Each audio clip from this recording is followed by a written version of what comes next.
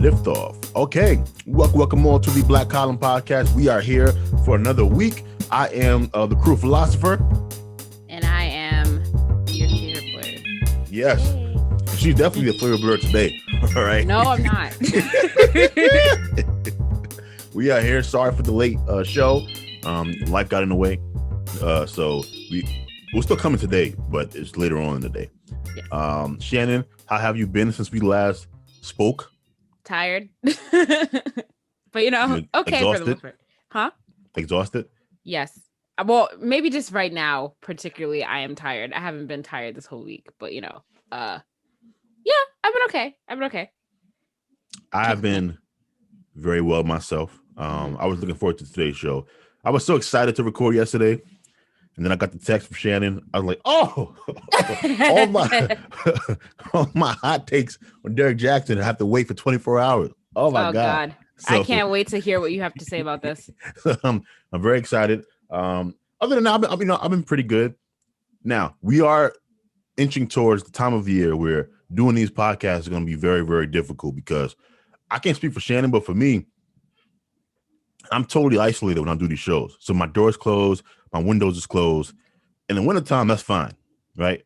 Once it starts getting warm, I mean, it gets hot in here within 20 minutes. Oh no, you can't even get a fan because you'll hear it. That's what I'm saying, the noise. And so usually what I used to do is I'll AC the room for like a half hour before I start and then turn it off. And then hopefully by the time the podcast is finished, you know, I'm back. But we'll see. It's not hot enough for me to turn the AC, but I'm already feeling a little bit warm. But anyway, we want to go ahead right into the program today. I'm not sure we're still the news show anymore. Are we? We're like a... I have no idea. I had so much fun last week, but that wasn't news. Current events is not technically just new. Like, it's not, you know, I mean, it's news, but it's not like all like serious news. It's just, you know, what's happening. What's happening now? I think we are the anti bougie blacks. That's who we are. We are having black conversations. Okay, this is what black people really talk about, not that stuff you see on CNN. Do you like Angela Rye? Who? Angela Rye. You don't like her? Wait, I don't know who that is. Who is that? Is that another person that I'm supposed to know who that is? Yes, Shannon. Do you watch the news? I mean, yes, I read the news more so than I watch it. So, okay, that's the case. Then you wouldn't. Yeah, I do not. You wouldn't know who Angela Rye is. She's like the black girl that's always on. I definitely. I'm googling her. Hold on, which it's not loading, so that makes me believe that my Wi-Fi is being dumb. Ooh. Yeah, I mean, she's so recognizable. Oh yeah, no, I don't know who this is. I got you. Okay, it's cool. Yeah, I don't Shannon doesn't know anything about what's going on in mainstream black news society. All right, hold on real quick. Can you hear me? Am I good? Oh. Okay, because it said my connection was unstable, so I'm just making sure that it's Shannon got that shut that bougie Wi-Fi is not working. Okay, your Wi-Fi isn't working too a lot of the time.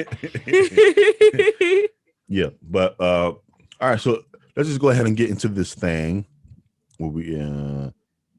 So unfortunately, we are going to start with the shooting that took place in Colorado, the mass shooting, which left 10 people dead. I believe this was a supermarket, correct? Yep, supermarket. All right. Now, this shooter was Muslim, right? It says the suspect, whom police identify as Ahmad al-Aliwi Alissa. I mean, that sounds pretty Muslim to me. I mean, it sounds Muslim. I don't know if I've read anything about how he identifies religion-wise. Well, look, in the eyes of the media, he's Muslim. Okay. And another gun shooting, a couple, 10 people dead. Rest in peace to those 10 individuals. Our hearts and prayers go with their families. Though I feel like we said the exact same thing a week ago when we were talking about the shooting in Atlanta. Yeah, so Shannon, where would you like to start? Because I feel like we're going to just kind of skip this story and go straight into the never-ending gun control debate. I mean, yeah, that's obviously what this conversation exactly. is going to lead to. We don't care about these people at all. Yeah, I mean, I care about the people that went to, because that could have been like, that literally could have been anywhere. If it was here, then, it could have been. Well, there are places that are more susceptible to shootouts than other places, though. Yeah, but it still could have been anywhere. Like, so anyone can pick up a gun and go to a supermarket and shoot up a whole bunch of people. So it's sad, really, that we've had kind of like a break in mass shootings since we've been in lockdown and the pandemic this past year, and like now that things are opening up again and the world seemingly on track to getting back to normal, that this is what happens. 2 mass shootings in a week. So it's not funny, but like it's sad. So why'd you laugh, Shannon, if it's not funny? Because you know how you just laugh because something is like unbelievable. You look at very. You laugh because something's unbelievable. You're not laughing because something's funny. Like, I don't find humor in this at all. But you look. I mean, you haven't stopped smiling since we started this story. You look very. I'm not smiling. What are you talking about? Shannon, you look a sociopath. She's smiling, doing her hair. A bunch of people got shot again this week. That's not what I'm doing. That's not what's going on right now. So cut it out. Shannon is a villain in an anime. Shannon is a villain.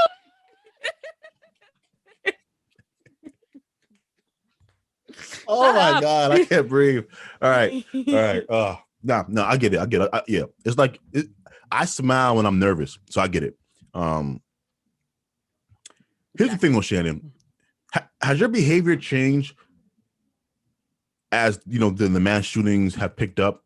For example, around what do you mean? So I'm gonna explain. Like 2 years ago, I don't remember when this happened, but I definitely remember it was either 2 or 3 years ago. My behavior started to change because of all of the mass shootings. Meaning, I rarely go to the movie theater in my neighborhood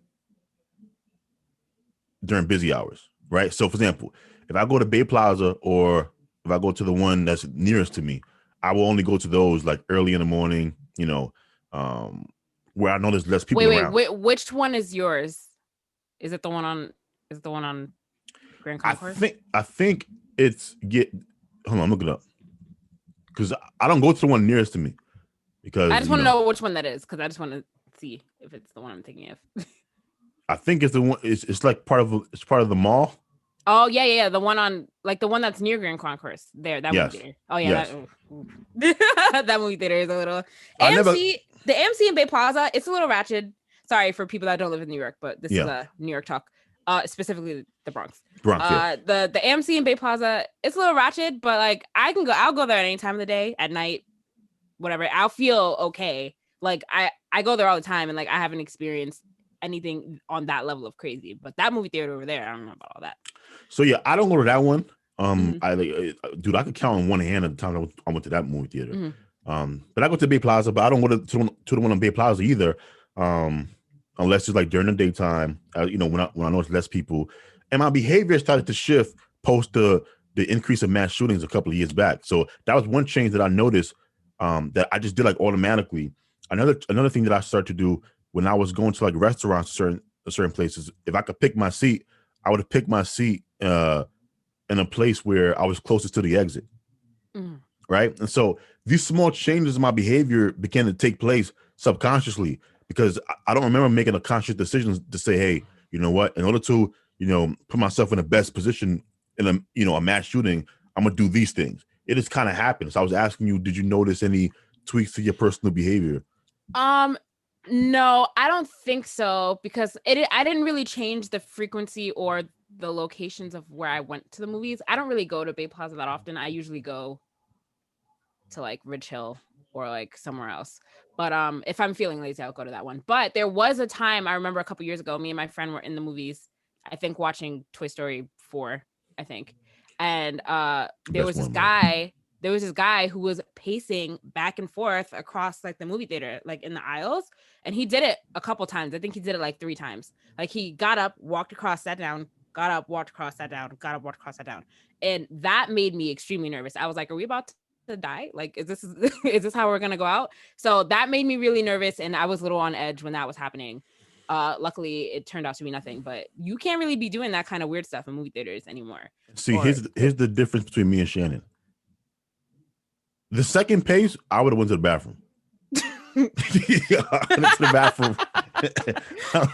I would, if I was with a date, I would have said, I gotta pee real quick. I'll be right back. When I went to the bathroom, listened to see if I heard some gunshots, and then came back in.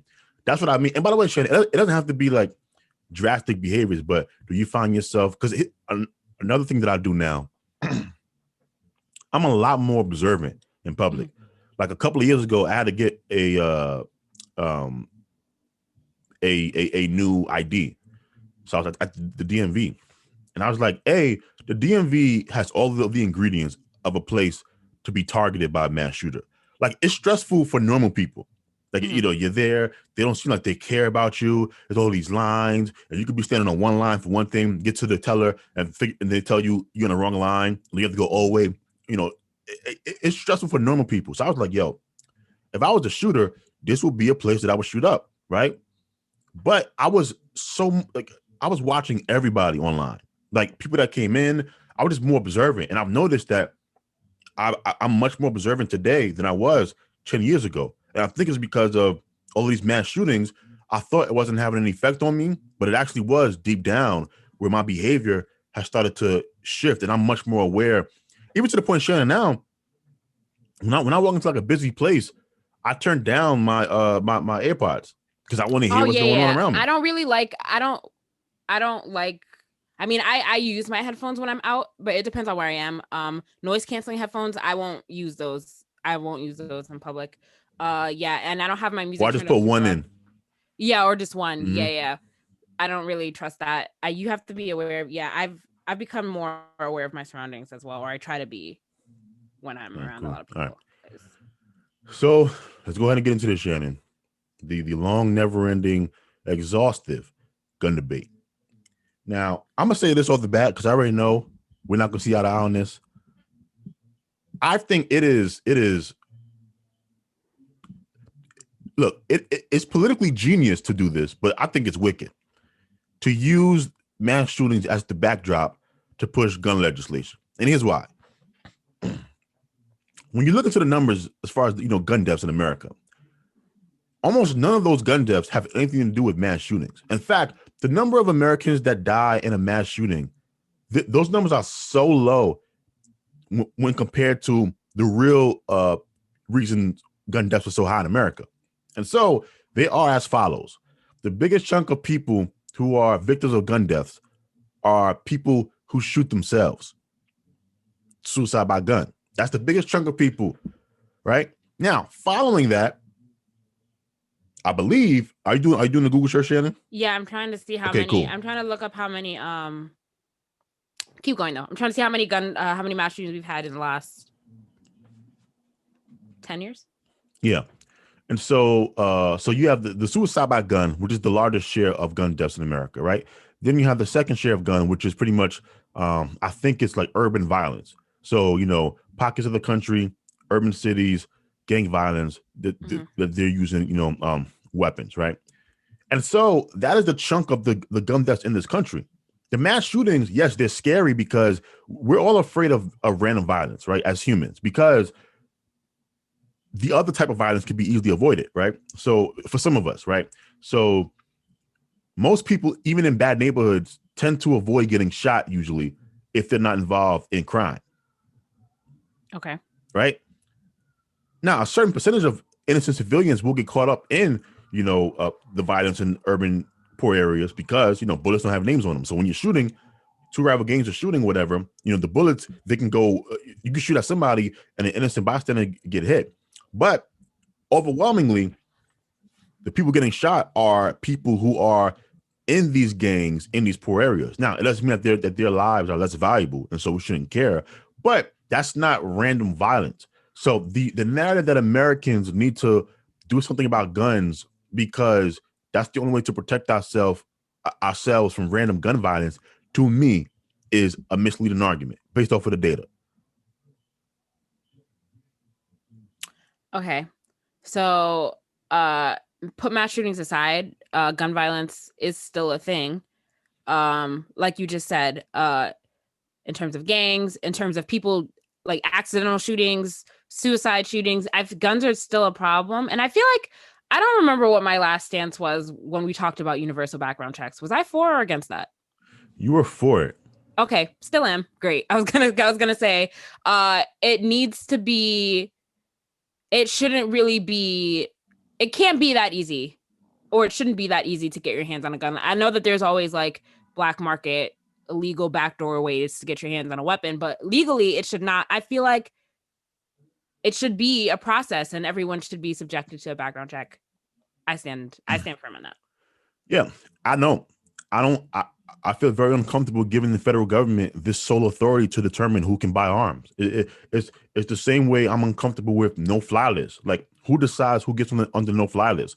Is there is there a process? Is there a trial? No, it's just the FBI can just say this person we think is a danger, so we're going to put them into on a no fly list. All of these things make me extremely uncomfortable because the intention of the Second Amendment, right? It has nothing to do with protecting your family and protecting your home, right? People use that argument, and look, it's a pretty damn good argument, but I don't want to run from what the intention of the amendment is. The intention of the amendment is so that we can arm ourselves to fight against our own government should we need to. And to me, that is very important. These are the same motherfuckers that are out here passing laws behind our backs to spy on their own citizens. If not for Edward Snowden, who became a traitor in the eyes of the government, if not for him, we wouldn't even have proof that they were spying on Americans, Shannon. And so why would I leave it into the hands of these people to determine who can get weapons? It's insane to me. I want it to be a state-by-state issue, and I want the states, hopefully, to be the bar to pass. I'm trying to think about this because your reasoning for the background checks is because you want to make sure that people who are mentally unstable don't get their hands on firearms. Yeah, and that could just be yes. I want to make sure that someone I just want to make sure that someone triggered by something in life, someone who's angry at someone or someone who's unstable mentally can't just go to Walmart and be like, purchase a freaking, I don't know. I don't really know anything about guns or what they're called or where they're sold, but like purchase a gun and then just use it in 2 hours at 4 nail salons or 4 massage parlors. Cause isn't that the shooter who shot up the massage parlors? Didn't he buy the gun that day? No, or was that yeah, exactly. So that I understand, right? Mm-hmm. But once again, let's flesh this conversation out a little bit. So here's the thing, Shannon. Are you saying that people who are mentally ill shouldn't be able to have firearms? It's not even just, I just think that some kind of background check needs to be done. And it needs to be fleshed out in a way where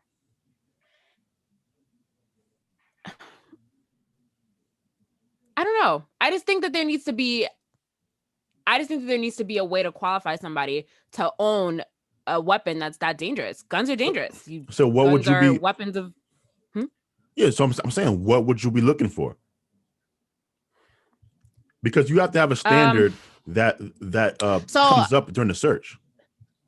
There could probably be levels. Like, so if you have a history of mental illness, like that shouldn't automatically discard you from having a gun, but maybe like a deeper investigation needs to be done into people with history of mental illness, criminal background. Okay, so wait, what in the criminal background? So if I have like drug charges? No. Like attempted murder, homicide, like stuff like that. Like that would kind of like flag you as being potentially dangerous. Like I feel like that those need to be starting markers and then maybe something deeper into that. But like I don't think that if you have those markers and automatically you're not able to have a gun. I just think that there needs to be a process in which this is done. Okay. I hear you. And I think even you would admit that as you begin to explain yourself, you realize this is much more complicated to do it is. Than just saying background check. Because once again, people say that, but they never go into, okay, well, what would disqualify somebody from, getting a firearm, right? And so I understand the desire to curb and bring down these mass shootings. I do. I just don't think that the solution is, because we have mass shootings in America, the solution is then to de-arm the American population, right? To me, it just seems like a very drastic step. It also seems like it's unconstitutional. I mean, it's in the Constitution. Part of the reason why it's in the Constitution is because the things listed there aren't up for debate. Like, so it's in the Constitution. This means that the founders were very worried about the tyranny of the majority. And but so did you think? Okay, but I have a question for you. Mhm. When the Constitution was being written, do you think that the founding fathers, do you think that they thought that in America now we would have all of these super, like, these automatic weapons and all these dangerous things that are available now that weren't available then? Do you think? Oh no, hell no. Okay, so do you think that would have been different if those weapons were around back then? It might have been. No, okay. Seriously, it might have been, but it doesn't mean that their sentiment was wrong. So maybe they would have been afraid to do what. So maybe if they had today's weapons in their time, they would have been afraid to write the Second Amendment. But it doesn't mean that they were wrong, right? Okay. Because fear doesn't always lead to the best results. And so I understand people saying, hey, we have weapons that can kill, a bunch of civilians within, like 10 minutes. And I understand that is scary. So here's one of my solutions, right? Because here's the thing. I'm not a Second Amendment absolutist, meaning I would never advocate that I, as a civilian, have a right to have a nuclear weapon. No. It's insane. Even though I could make the intellectual argument that the Second Amendment grants me that power, because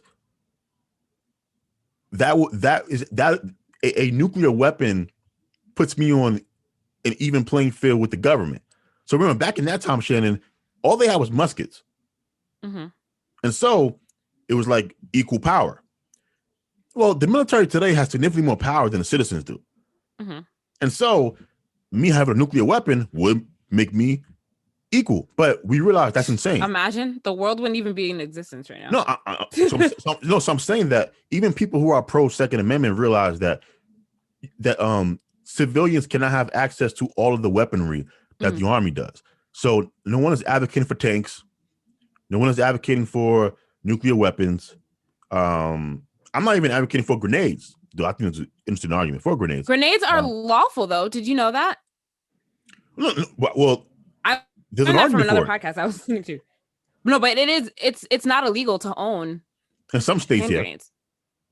Yeah, which is crazy to me. But okay. I mean, but so here's my standard, right? If I was to do some type of gun reform, it would be this: civilians would have access to all of the weaponry that the state police do. I don't really think that helps us. Really, I don't think that helps the situation. I think it does, because here's what it does. If you want to de-arm the society, it means you have to also de-arm your police, and so you lessen the fear that you have of your rights being trampled over. Okay. Because that's the fear. The fear is, if I give you all my weapons, you guys are going to trample on my rights, and now I don't have access to any means to get my rights back. And so if you tie the civilian guns to police guns, then everyone has to think twice about what they're proposing. Does the NYPD want to get rid of all of their big guns? Do they? I don't know. But are you comfortable with civilians having all of the same toys you have, NYPD? You see what I'm saying? It would have forced people to have actual conversations about weapons in modern society, which is the real conversation that we want to have. Now, I think guns are amazing because they're the great equalizer. I've made this argument on this podcast numerous times before, right?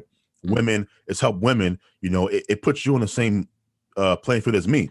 A gun can. Physically, I'm physically superior to you, and so the chance of you escaping an encounter with me is low. But the fact that you have a weapon, equalizer to any man, right? I think that's important for the independence of people. Part of the problem that I think cities have oftentimes, and you talk about when women talk about street harassment and certain things, it's because they've given all of their power to the police, but you don't have any real power. Versus if you was walking around these streets, Shannon, and you had that thing on you, how many dudes would try you? That's true. You know what I'm saying? So I'm not saying you're wrong. I'm just saying that there's an actual discussion to be had here. Unfortunately, because of politics, neither the right or the left wants to have an actual conversation that is fair, that is listening to everyone's concerns, because both sides, they have legitimate concerns that need to be worked out in a discussion. But we're not going to get this done with these politicians that we have here now, because all they're worried about is political capital, political power. They don't really care about actually solving this issue. Yeah, unfortunately. And I honestly don't think. Anyway, it's been a gun legislation has been a debate for far too long while all of these mass shootings are happening. So it leads one to wonder if a solution will ever be reached. I don't think so. I still don't think so. Well, so just one last point. I mean, maybe we can actually try getting down to understanding the reason why these dudes keep shooting up these places. Like, you rarely hear conversations about, hey, maybe we should kind of put together a. But go ahead. I think it also plays a large part also into mental health being overlooked in this country, because you have the first guy who shot up the massage parlors, who claims it was because he had a sex addiction and he was angry, like he was showing anger towards the porn industry or whatever. Sex addiction, probably, was he getting help for it? Did he have access to help for it? Stuff like, if that was indeed the reason, but like stuff like that. And then a lot of these things get dismissed as mental health issues. And if that's the case, if we're letting these people off on an excuse of mental health, then why isn't more being done about mental health in this country? So you're making a great point. And so maybe that's the point that we need to focus on, that the left and the right might agree on more than the gun issue. And so this way we're actually taking steps to address the problem. Because see, I don't think it has nothing to do with mental health, actually. Okay. I don't really buy the excuse that these guys are crazy. I don't. I think we're very comfortable saying that. Oh no, I'm not saying that I agree. No, I'm not saying you are. Yeah. I'm just saying as a society, we've grown comfortable suggesting that only people who are mentally ill could commit acts of violence. Well, to me, that's insane, because historically we've had horrific violence. All those people weren't mentally ill. Right? Like, you could be a very violent person without being mentally ill. You could be someone who just lacks moral character. We know this, that economic anxiety contributes to the crime, right? There's all of these things that play a role.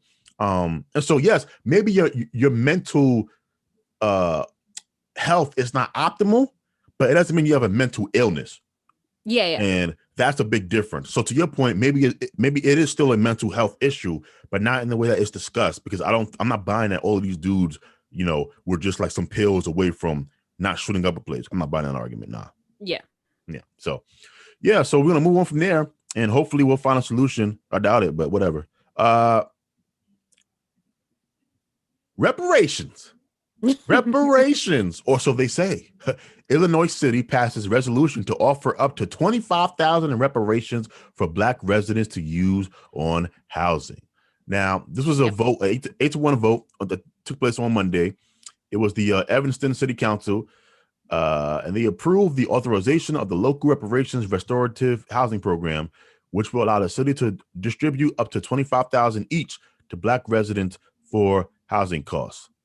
Right. And so apparently this program is aimed to, reduce the harm that was caused by discriminatory housing policies and practices, that in that city. Yep.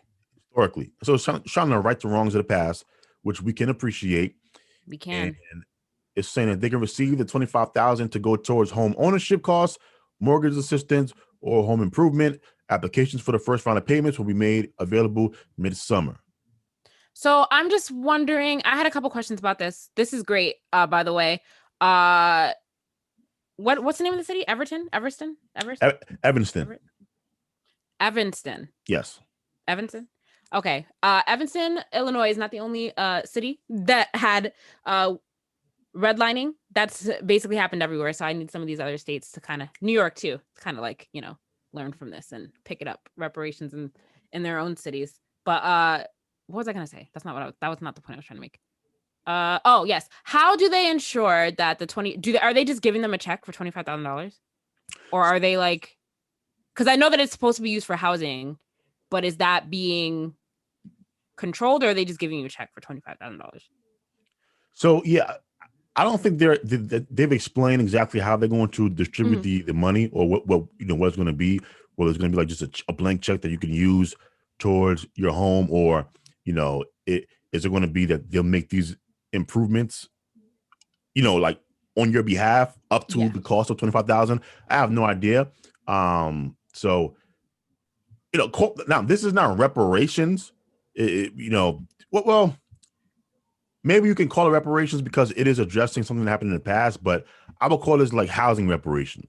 It's because this is combating the effects of something that happened very specifically regarding housing that was post-slavery. Like, this was during like that Jim Crow era where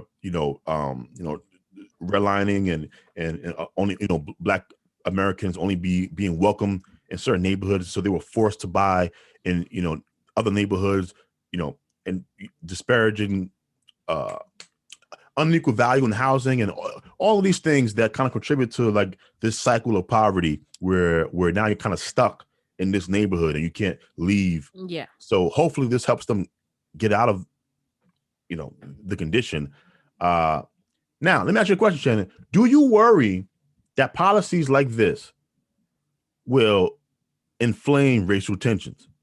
Let me explain. No. Okay, go ahead. Most white people in America are poor. I keep telling y'all that, right? The image of the white people that you have in your mind, Black people, that is not the majority of white people, right? Part of the reason we have this image is because a lot of us live in the cities, New York City, Chicago, Los Angeles, et cetera, et cetera.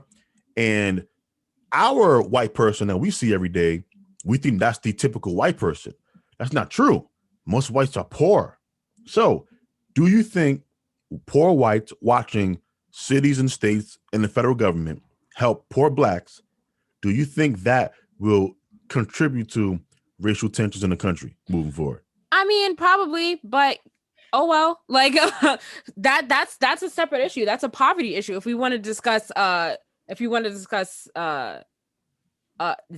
but white people were not subjected to the same kind of housing inequality and inequality in general that happened in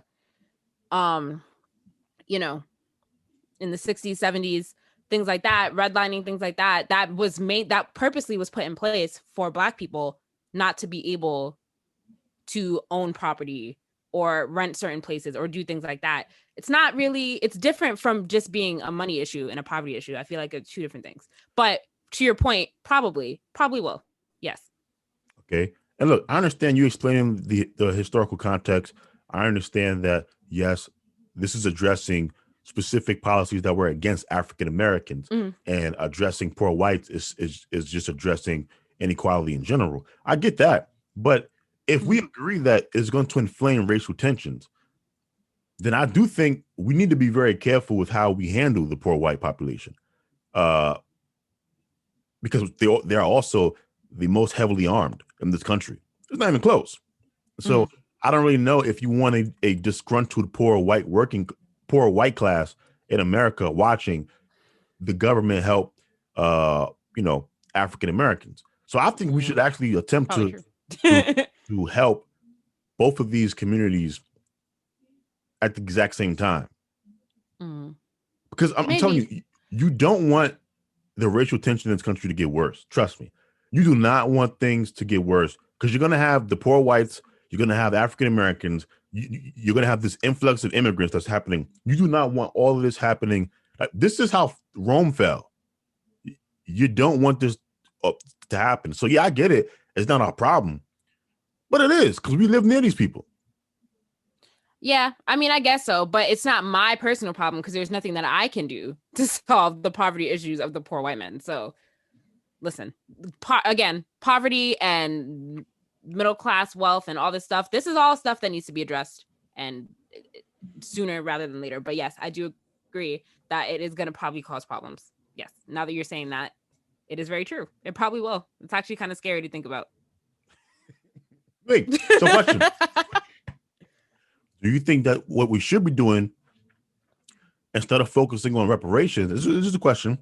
Do you think that federal, state, local governments should be focused on addressing poverty in general over addressing historical wrongs committed against African Americans? Given what we just laid out, what do you think they should do first? First, I honestly probably think it should be the poverty issue, to be I quite agree honest, with you. because it's not like anyone in this upcoming generation. I mean, yes, like our parents and grandparents, but like a lot of people who are talking about reparations and things like that didn't experience any of this kind of, this segregation that happened to our parents and grandparents back in the 60s and 70s. It is important to address, of course, I think so, but the poverty issue definitely needs to be addressed first. And then still reparations can be addressed, but I do think that one is more urgent than the other. And that's where I agree with you as well. Because if you address the poverty, I think you cut away from some of the natural anti-Black sentiment that is going to naturally increase as you help African Americans. Like some of the stuff people act surprised, but I'm not surprised. If you're out here doing these special programs for African Americans near poor whites, why are you shocked that the poor whites are going to hate these Black people even more? To me, that's obvious. And there's other groups too that probably deserve some kind of reparation. Native Americans, things like that. They're like, listen, the white Europeans have harmed a lot of racial groups in this country. So I feel like, again, it'll kind of raise questions for a lot of other people on what's being done for them as well. Yeah, I don't know. It just navigating this is going to be so hard. It's going to be so hard because, I mean, I'm almost. I think to myself sometimes, maybe we should just kind of just try to just address poverty and forget everything else. I mean, I don't know if we should forget everything else, but I think that addressing poverty first will lessen a lot of tension that would come from addressing reparations first, like you said earlier. And I honestly don't really think it'll be a problem if poverty is addressed. Yeah, I agree overall. So let's move on to the next story here. And it's going to be short because I think me and you'll probably want to agree, even if we think this is funny. So Cuomo. I thought we were talking about. Never mind. Okay, no, this is not DJ yet. This is still okay. Still important stuff. So did you see the story about Cuomo and that apparently early on in the pandemic, his family members were given special access to testing? I actually didn't see that. No, I haven't really been paying attention to the news this week.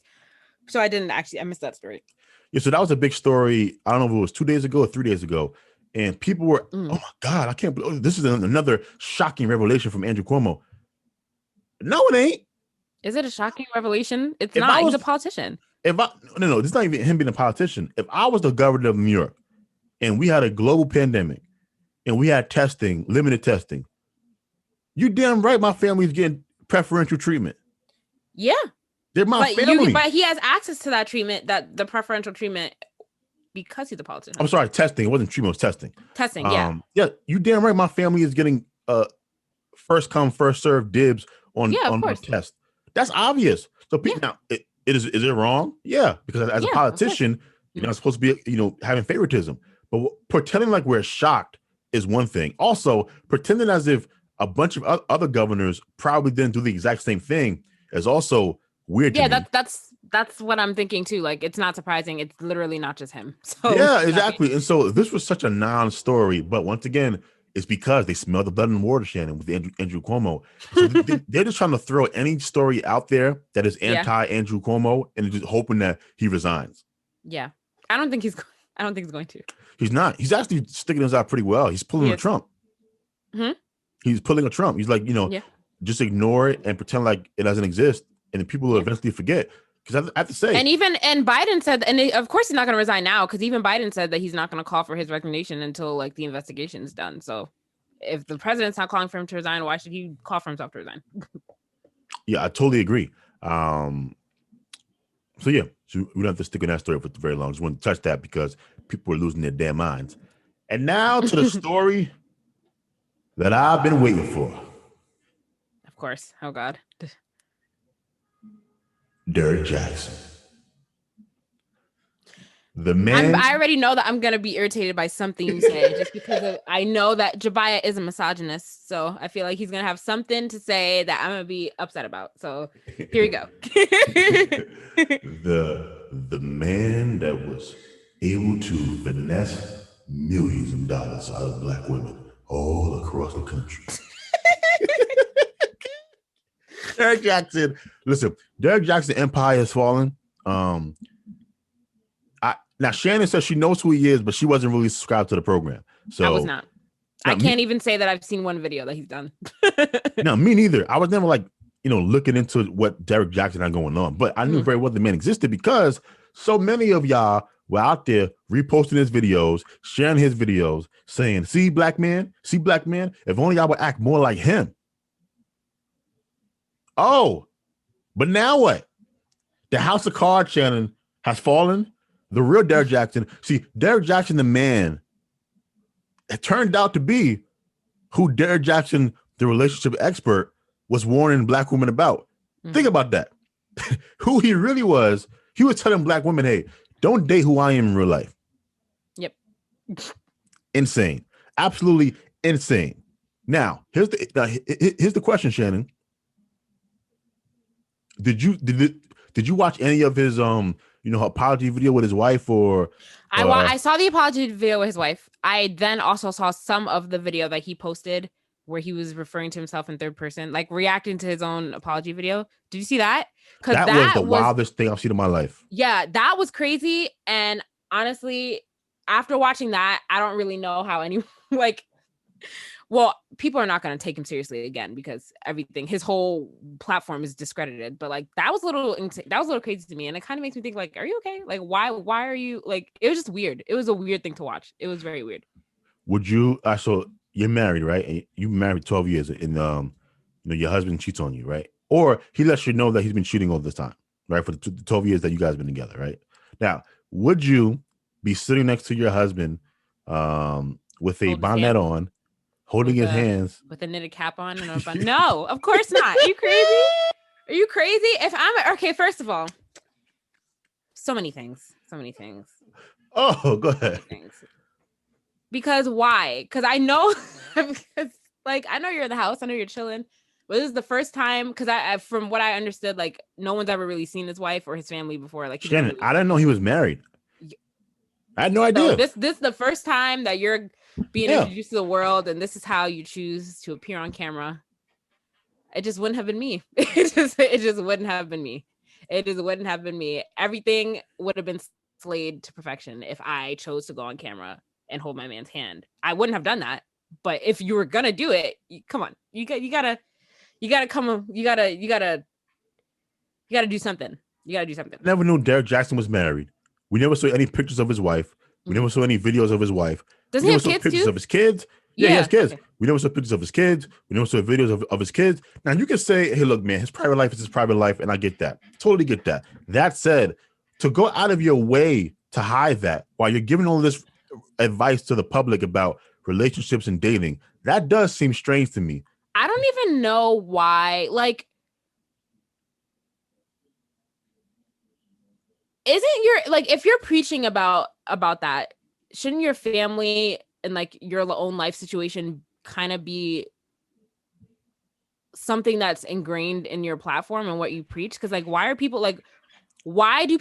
people listen to you if you're not showing? I mean, this is not important, but I'm just surprised that he has never brought up his wife or his family or anything like that before. Well, here's the thing though that you have to remember, Shannon. Mm-hmm. Some people view this as now. Remove Derrick Jaxn and let's just talk to Okay. Let's just create a relationship expert who has a family. Why would he not show his family, right? Some people might say that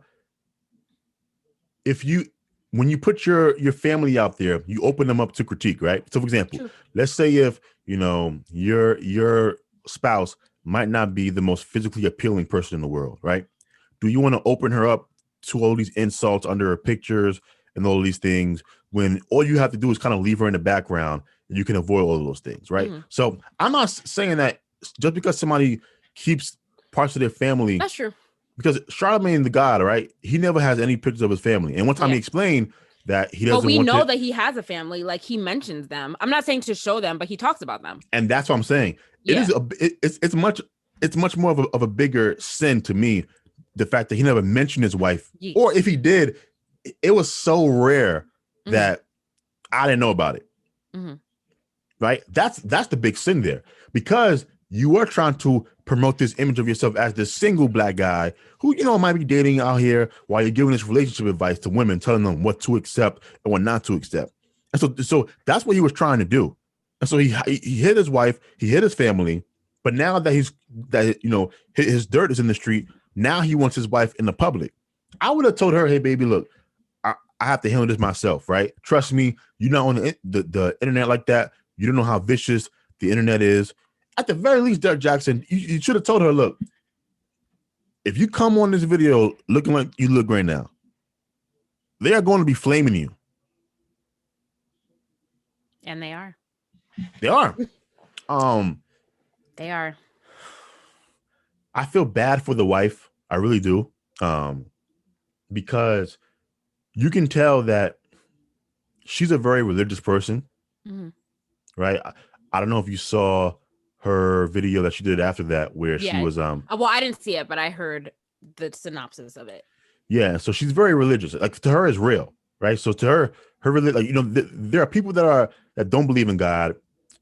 Then you have people that believe in God. Then you have people that are Christians. Then you have people that take the Christianity religion very, very seriously, right? Meaning that they actually follow what's in the Bible as close as possible. They believe, and I believe her religious beliefs are part of the reason why she's not divorcing her husband, because she is so religious. That said, the vibe that I get from Derrick is that he's using her religiousness almost against her. Mm-hmm. And I don't know, it just seems sad. It does. It very much he seems like a very gaslighty type of person. It definitely seemed like he emotionally manipulated her. Just from the look, just from like the mannerisms, like watching their apology video together, like her mannerisms compared to his, he definitely seems like he's manipulating that situation a lot. Well, it's also the case that this is just my theory, but I think something else going on is, if you look at him and you look at her, right? Would you agree, Shannon, that he could find somebody that looks better than she does? Well, I saw a picture of her like when she didn't have her bond, like when she was actually like her hair was done and stuff. She's very pretty. It's just that she chose not to present us that. She chose not to present that to us in the video. I didn't actually. I'm pretty she was. I didn't say she was ugly. I'm just saying. You look at her and you look at him. Do you believe he could find a wife who was significantly more physically attractive than her? I mean, probably. All right. I don't know. Now it's obvious. Yes, Shannon's being nice. She doesn't want to hurt that woman's feelings. Now, no. Here's the thing. Here's the thing. She knows that, right? She knows that deep down in her soul. She knows that. Some of this is also why she's not leaving, because she knows that this is the best looking man she can get.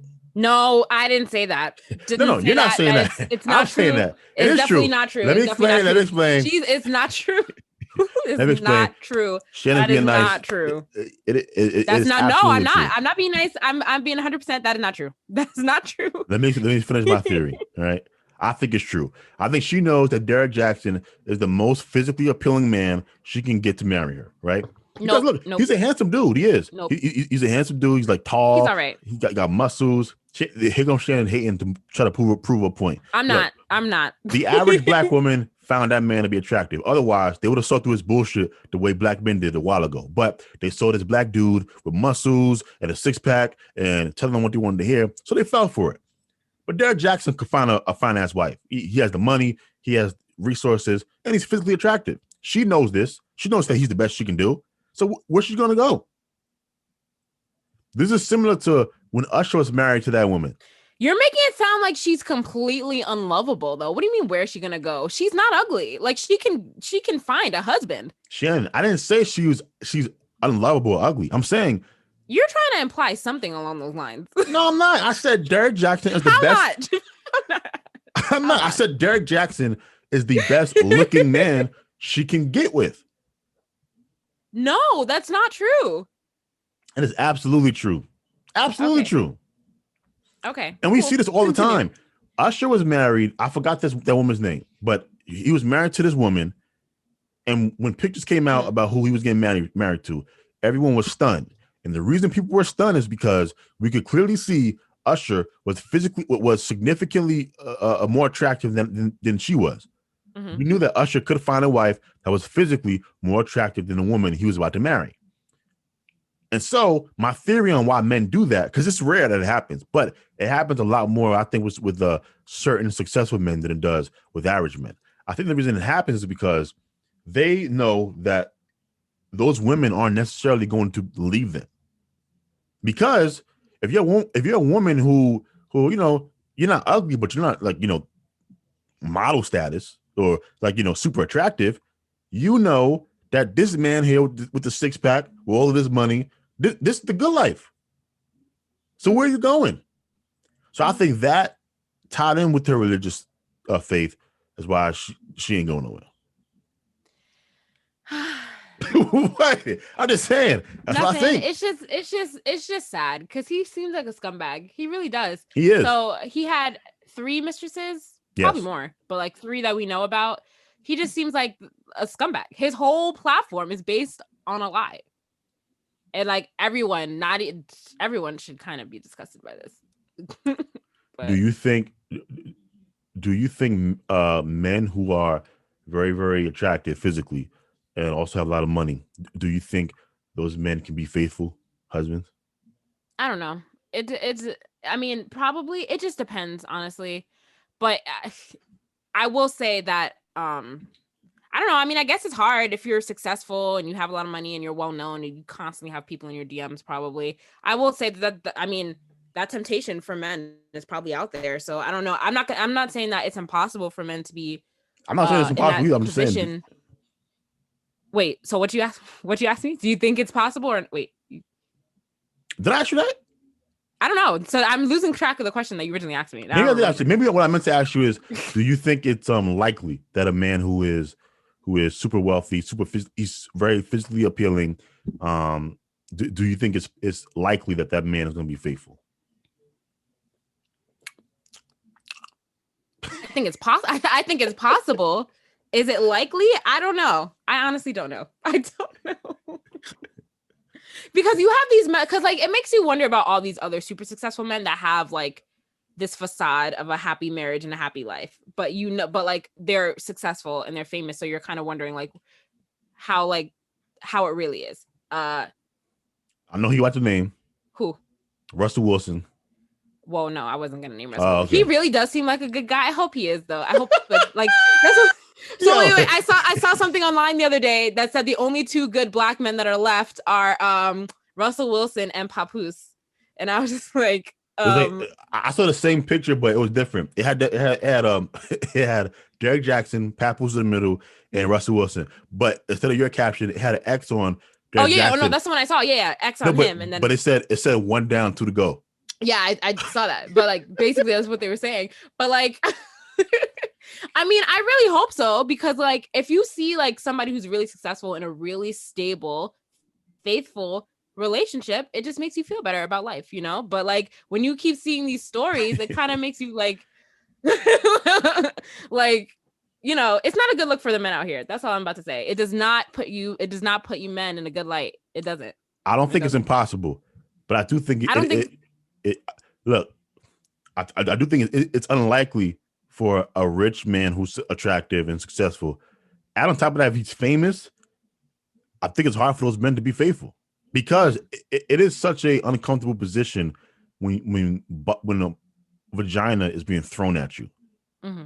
like just left and right, and any like even friends of the girl that you're with. Like it is a lot of temptation to turn down, and men are just not conditioned to turn it down. Like y'all go through your whole life being just men throwing themselves at you. So by the time you're grown, it's like whatever. But that's not the reality that men live through. So when you get famous, it's like the first time you're experiencing, oh, I have to have self-control. Oh, no, it's not going to happen. Yeah. Dude, if Russell Wilson comes, if something comes about Russell Wilson, I think Russell that's Wilson, going to be the Stephen Curry also. Even though I don't find him attractive, but he's successful and he has a lot of money, so people are probably still throwing themselves at him anyway. But yeah, him, Russell Wilson. Who else? Papoose. Who knows about him? But he seems like he's good. But you never know. We never know.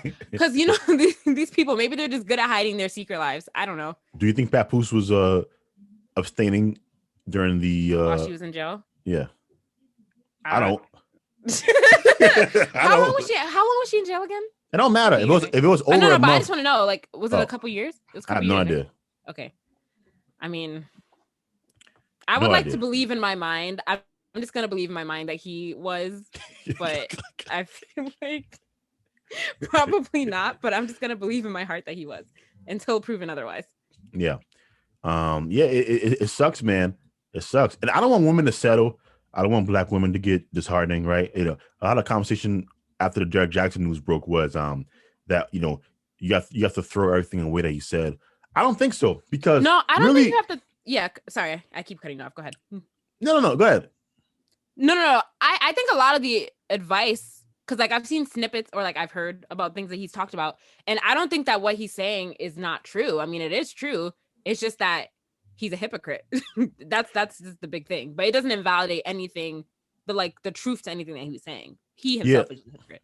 Yeah, my pushback on Derrick Jaxn was really that he was never giving any advice that was holding the women accountable, right? So all of his advice was about what women need to do to avoid certain type of men.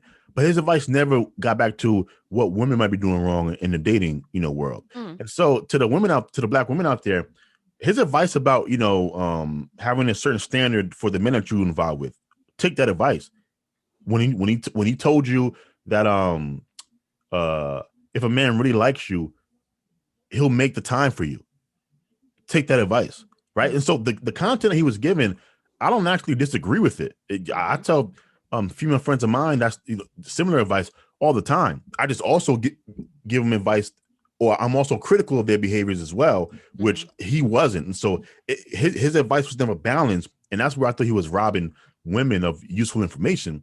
But yeah, you don't have to feel bad about taking his advice. If it helped your life, then it was good advice.